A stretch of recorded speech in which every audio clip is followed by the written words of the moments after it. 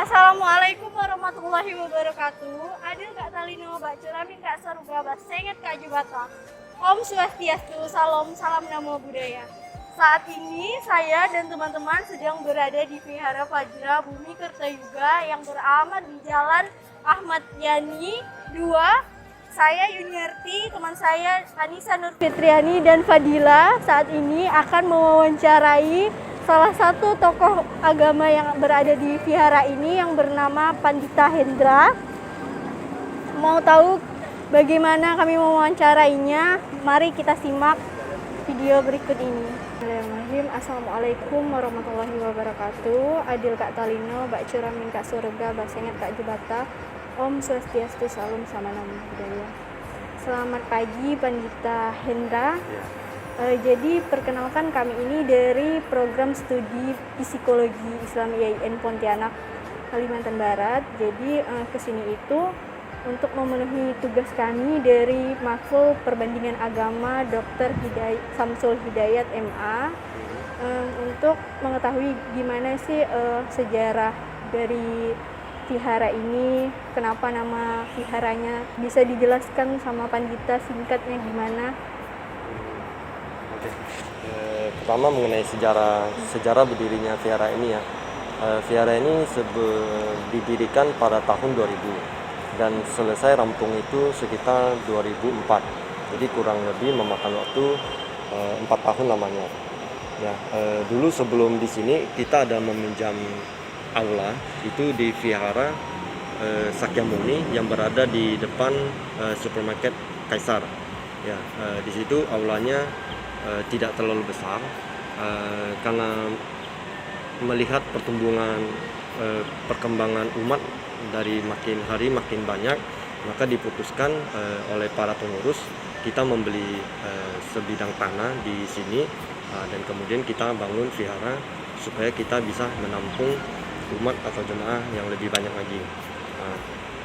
Jadi para pengurus jadi waktu itu bahu-membahu mencari donatur, ya, mencari sponsor supaya bisa dapat berdirinya tempat ibadah ini yang seperti saat ini. Ya, kemudian tuh mengenai nama viharanya itu Vihara Fajra Bumi Kertayuga. Kenapa disebut Fajra? Fajra itu artinya kokoh, ya. Jadi sesuatu yang kokoh. Jadi berharap dengan dibangunnya vihara ini umat Buddha itu tetap kokoh, tidak goyang pendiriannya. Ya.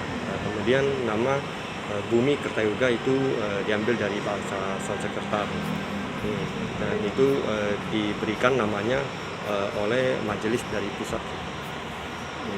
Nah, mau nanya lebih lanjut nih sama Pandita. Sekarang ini kan ada COVID-19. Ya. Menurut Pandita sebagai tokoh agama Buddha ini bagaimana sih tentang pandangannya tentang COVID-19 saat ini?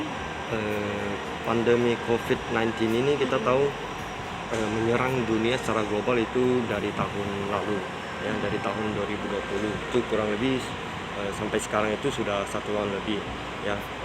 Penanganan pemerintah dalam menanggulangi ini juga salah satunya adalah melakukan vaksinasi massal dan melakukan protokol kesehatan, ya.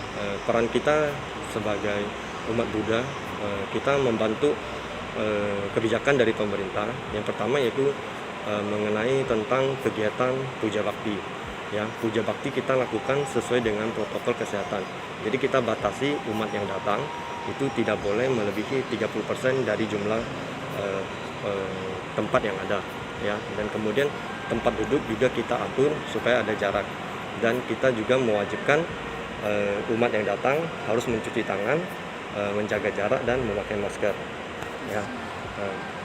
Kemudian yang kedua, kita juga ada mencoba untuk mengajukan vaksinasi untuk para umat.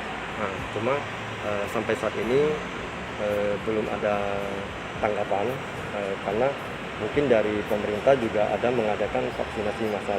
Nah, jadi kita dorong umat-umat kita jadi untuk bisa mengikuti vaksinasi yang diadakan oleh pemerintah. Baik. Mungkin ada dari Anissa mau tambahan sama Pandita. Gini, kan tadi kan ada Pandita bilang tentang pembatasan jamaah ya. Ya. Untuk jadwalnya itu, jadwal ibadahnya, apakah ada perubahan dari sebelum masa COVID-19 ini dengan yang sekarang itu? Untuk jadwal kebaktian kita tidak ada perubahan, yaitu 1 minggu tetap 2 kali. Nah, cuma jumlah umatnya itu kita batasin. Jadi umat yang tidak bisa hadir itu kita ada selenggarakan melalui Zoom. Jadi mereka juga bisa mengikuti di rumah mengikuti Zoom yang kita adakan. Mungkin ada tambahan dari Fadila. Saya mau bertanya, di masa pandemi gini gimana sih caranya untuk mensosialisasikan 3M kepada jamaah? Pertama kita ada memasang spanduk, ya kita ada kasih banner. Jadi setiap umat yang datang harus mengikuti protokol kesehatan, ya, yaitu antara lain mencuci tangan, menjaga jarak, dan memakai masker. Dan setiap selesai puja bakti, dari pemimpin upacara juga ada selalu mensosialisasikan protokol kesehatan kepada para umat. Jadi mengingatkan mereka setelah selesai dari vihara atau tempat ibadah, kalau tidak ada keperluan penting langsung pulang ke rumah, ya. Jadi kita juga mensosialisasikan kita mengurangi kegiatan di luar, ya, tidak mengikuti kerumunan yang ada. Kemudian untuk di dalam viharanya sendiri, biasanya 1 tahun kita melakukan banyak kegiatan karena ada pandemi. Kegiatan-kegiatan tersebut kita pending, jadi yang kita rutin lakukan hanya melakukan puja bakti. Nah, kemudian kita ada juga melakukan bakti sosial. Biasa kita ada melakukan bakti sosial, jadi kita membagikan sembako ke umat yang kurang mampu. Nah, tapi karena di masa pandemi caranya kita ubah. Kita bukan suruh mereka datang ke vihara, tapi yang dari panitia kita bagikan door to door. Nah, jadi kita bagikan langsung ke rumah, jadi tidak menciptakan kerumunan di dalam vihara. Baik, kami dari Psikologi Islam sangat berterima kasih atas kerjasama atau nasihat dari Pandita yang Pandita sampaikan, dan terima kasih banyak atas keterbukaannya dan kebaikannya nerima kehadiran kami untuk mewawancari Pandita. Sebenarnya ini salah satu upaya dari kampus juga untuk sama-sama mencegah COVID-19, untuk memberi pengetahuan ke masyarakat juga, tidak hanya untuk yang Islam, yang Katolik, yang Protestan, ataupun yang Buddha dan Konghucu, tapi untuk semuanya. Jadi kami ucapkan terima kasih untuk Pandita. Ya.